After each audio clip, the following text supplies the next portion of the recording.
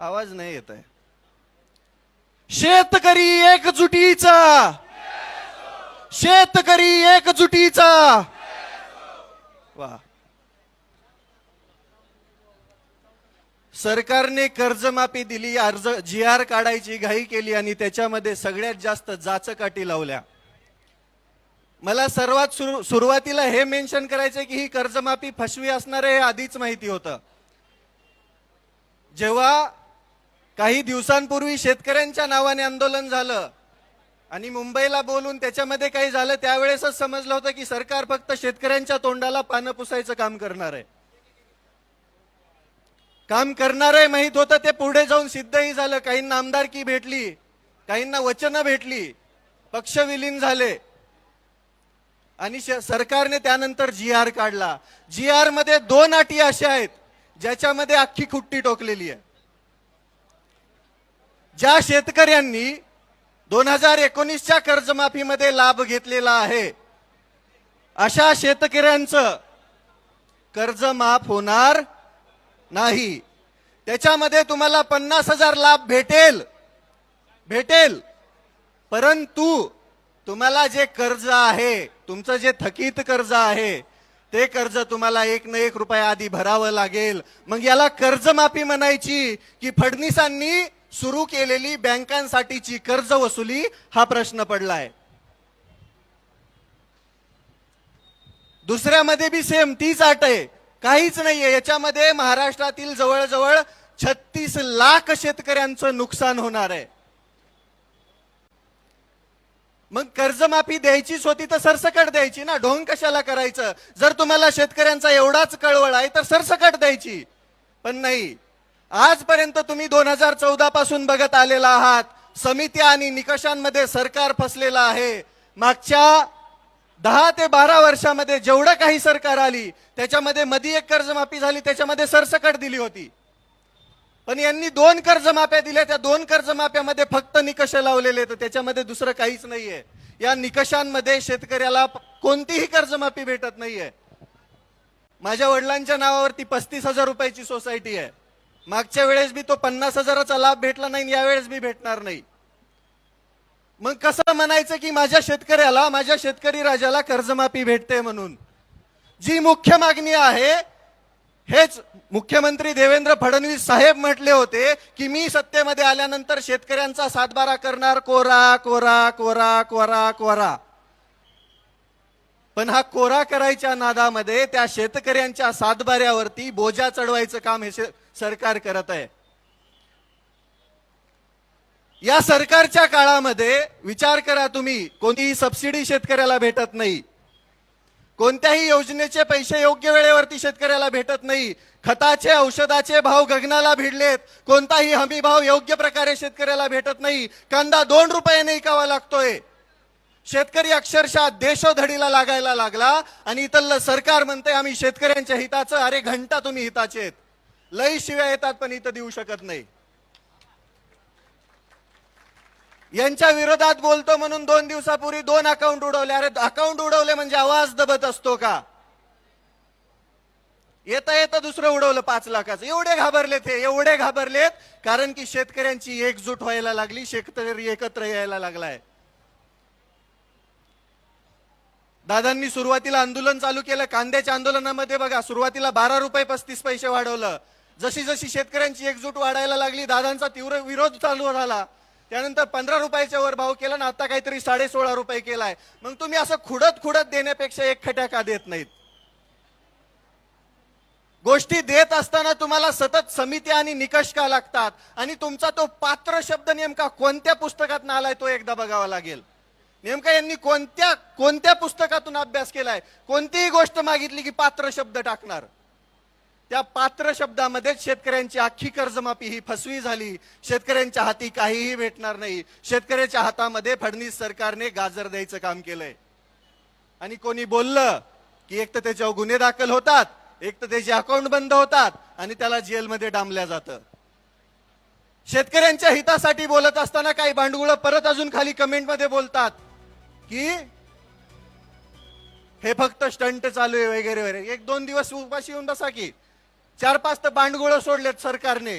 अक्षरशः संविधानिक पदावरती असताना भिकारचोटासारखं बोलतात, हे दलिंदरासारखं. अरे तुमच्या मनामध्ये एवढी नीचता भरलेली आहे, तुम्ही माणसं नाहीत, राक्षस आहात. तुमच्याकडून शेतकऱ्यांचं भलं होईल याची अपेक्षाच नाहीये. पण आम्ही पण खमकेत, आम्ही पण शेतकरी आहेत. आम्ही आतापर्यंत आमचं रुमणं त्या अवतावरती धरून 2 फूट आतमध्ये आऊत खुपसलंय शेतामध्ये. आमच्या शेतीची मशागत केलीये. तेच रुमणं काढून, तेच रुमणं हातामध्ये घेऊन तुमच्या डोक्याची आणि तुमच्या ढुंगणाची मशागत करायला आम्हाला वेळ लागणार नाहीये. आमच्या आसुडाचा आवाज ऐकला तर तुमच्या कानातून रगात निघल. त्यामुळं सुधरा, या 2 अटी मागे घ्या. सर्वसामान्य शेतकऱ्याला कर्जमाफीचा लाभ भेटू द्या. बँकांचे वसुली एजंट असल्यासारखं वागू नका, अन्यथा याचे परिणाम संपूर्ण महाराष्ट्रभर दिसतील. आज ही मूठ, वज्रमूठ एवढी मोठी होईल की या वज्रमुठीने तुमच्या डोक्यावरती प्रहार केला तर कुठे पाताळाला जाताल समजणार पण नाही. अरे यांना लाजा वाटायला पाहिजेत. देत असताना जरा नीट तरी द्यायचं ना. निकष लावून द्यायचंय तर द्यायचं, ढोंग कशाला करायचं. मतांपुरता शेतकरी लय महान असतो यांच्या नजरेमध्ये. पण मतं भेटली, सरकार आलं, सत्तेमध्ये बसले, ढुंगणाखाली खुर्ची भेटली की झालं, शेतकऱ्यांचा विसर पडला. कर्जमाफीचं गुऱ्हाळ मागचं 1 वर्ष चालू आहे माहितीये. आता GR काढलाय. GR काढताना म्हणले की आचारसंहिता झाल्यावर, मग GR बी आचारसंहिता झाल्यावरच काढायचं ना. म्हणजे प्रत्येक वेळेस फक्त फसवायचं, प्रत्येक वेळेस शेतकऱ्याला फक्त तोंडाला पानं पुसायची आणि प्रत्येक वेळेस शेतकऱ्याला फक्त खेळवत ठेवायचं. हे काम हे इथलं सरकार करतं, हे पाप आहे. सर्वसामान्य शेतकऱ्याच्या अडचणी काय आहेत काय माहिती यांना. मंत्रालयाच्या AC मध्ये बसून यांना निर्णय घ्यायला काय लागतंय. कधी या आमच्या शेतामध्ये आऊत आणून दाखवतो तुम्हाला काय त्रास असतो ते. देशोधडीला लागलाय शेतकरी आणि त्याच शेतकऱ्यांवरती वार करायचं काम हे सरकार करतंय. या सरकारला धडा शिकवण्यासाठी शेतकऱ्यांना आता एक या. जात धर्म पंथ सगळं बाजूला ठेवा, ते पक्ष बाजूला ठेवा आणि आता एक या. आजपर्यंत शेतकऱ्यांची एकजूट झाली नाही, म्हणून सगळ्यात जास्त अन्याय कोणावरती झाला असेल तर तो शेतकऱ्यावरती झालेला आहे. 1-1 लाख कोटीचे प्रोजेक्ट आहेत त्यांचे, त्याच्यामध्ये सगळ्यात जास्त नुकसान शेतकऱ्यांचं आहे. ज्या शेतकऱ्यांकडे 4-2 एकर जमीन आहे ती घेण्याचा पण घाट या सरकारने घातलाय. शक्तीपीठाचं तुम्हाला माहितच असेल. ज्याची आवश्यकताच नाही, ज्याला समांतर महामार्ग आहे, तरी पण यांना तिथं घालायचं आहे. कारण की सरकारनं शेतकऱ्यांच्या जमिनी घ्यायच्या, त्या कॉन्ट्रॅक्ट मधून पैसे कमवायचे आणि शेतकरी देशोधडीला लावायचा. माझी स्पष्ट मागणी आहे सरकारला, तुम्ही जर या 2 जाचकाठी लवकरात लवकर मागे घेऊन सरसकट सर्व शेतकऱ्यांना 2 लाखांपर्यंत कर्जमाफी नाही दिली तर आम्ही मंत्रालयावर पण धडकायला कमी करणार नाही. आम्ही त्यावेळेस आमच्या हातात रुमणं असेल आणि खांद्यावरती आसूड असेल, त्याचा वार आणि त्याचा आवाज तुमच्या कानामध्ये घुमल्यावरती तुम्ही लाईनीवरती येणार, वटणीवर येणार.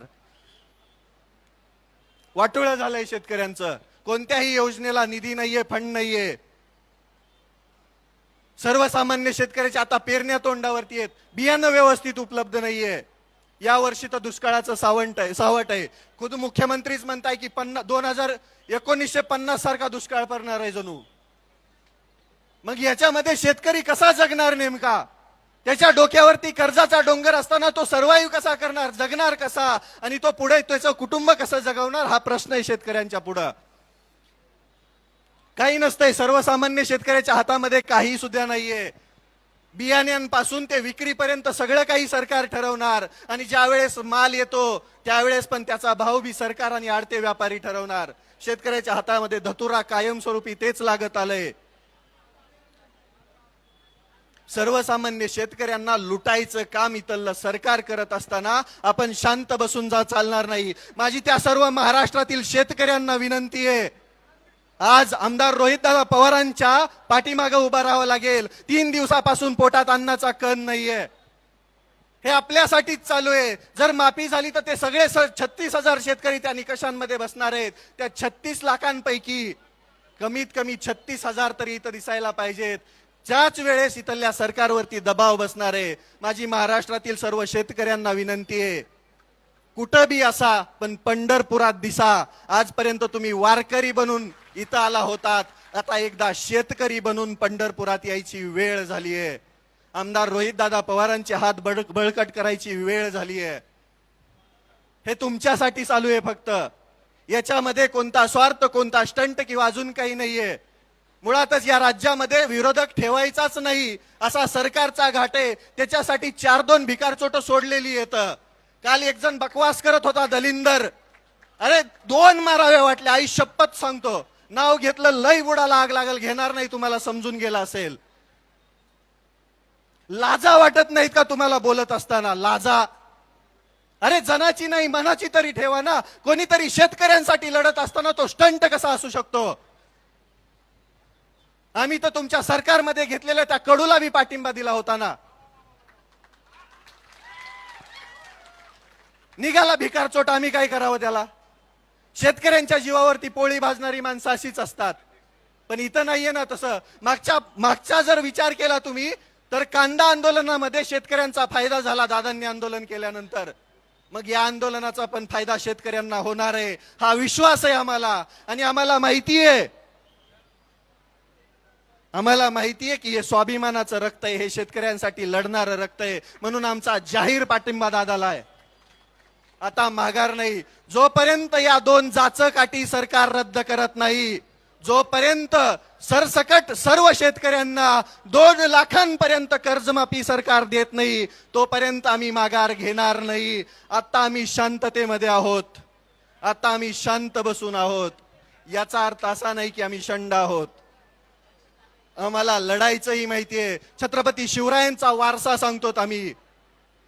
डॉक्टर बाबासाहेब आंबेडकरांनी दिलेलं संविधान, त्यांनी दिलेलं सगळं साहित्य वाचून इथं अन्यायाविरुद्ध लढणारे हात आहेत आमचे.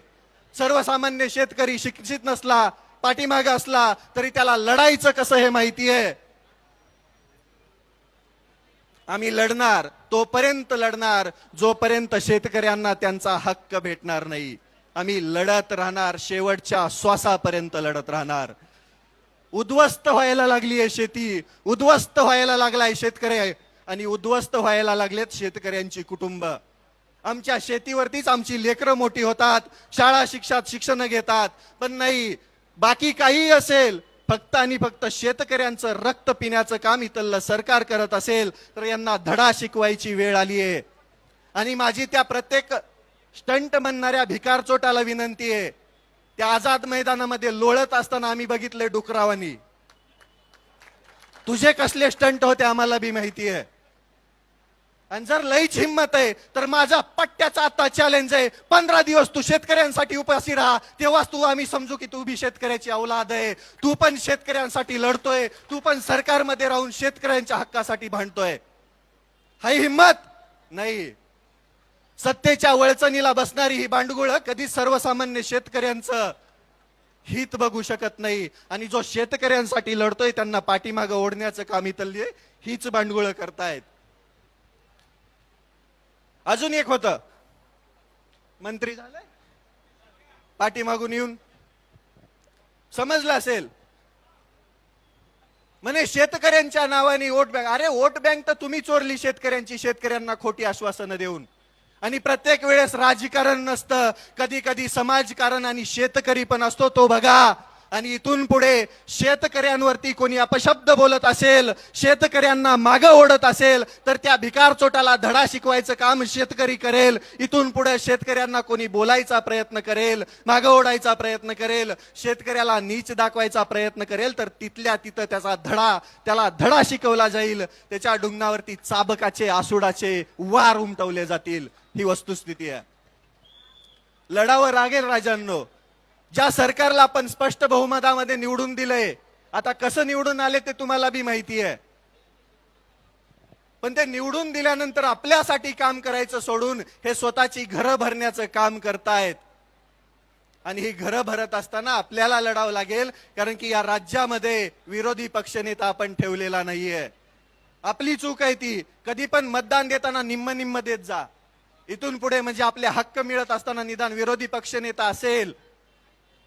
आणि विरोध नसतोच हा, मुळात हक्क मागण्यासाठी केलेला हा अट्टास असतो. उपाशी राहायला कोणालाही आवडत नाही.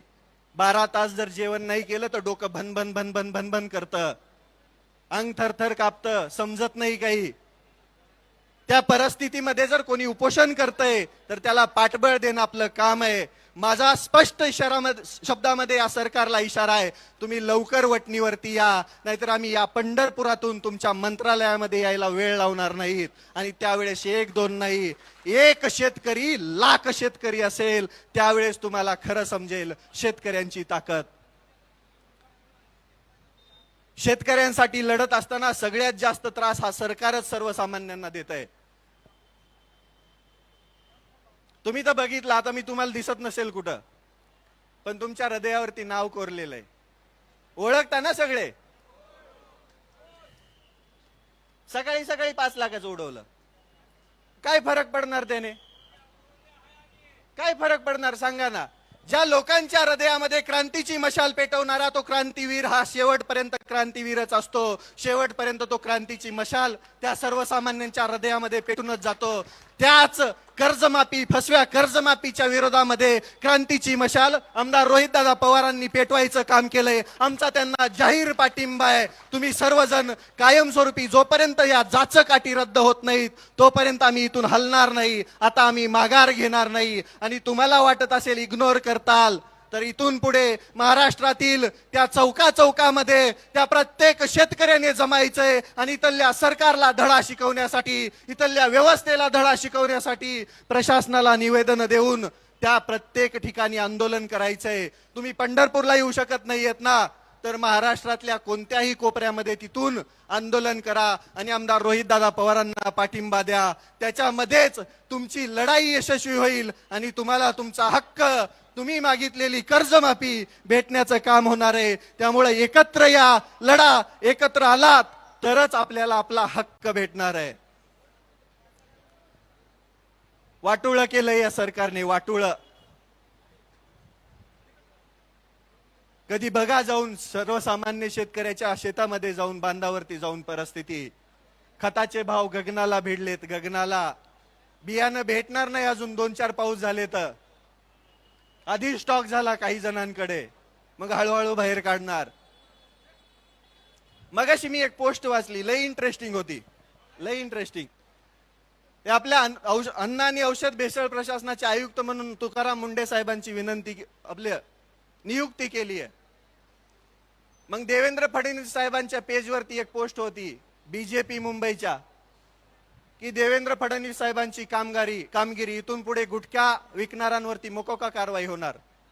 आणि याच्या दोन नाही 6 महिने आधीच नरहरी झिरवळ साहेब म्हणले होते की आम्ही बी मोकोका कारवाई करणार, पण एकावर बी झाली नव्हती. कालपासून सगळ्यांवरती व्हायला लागली.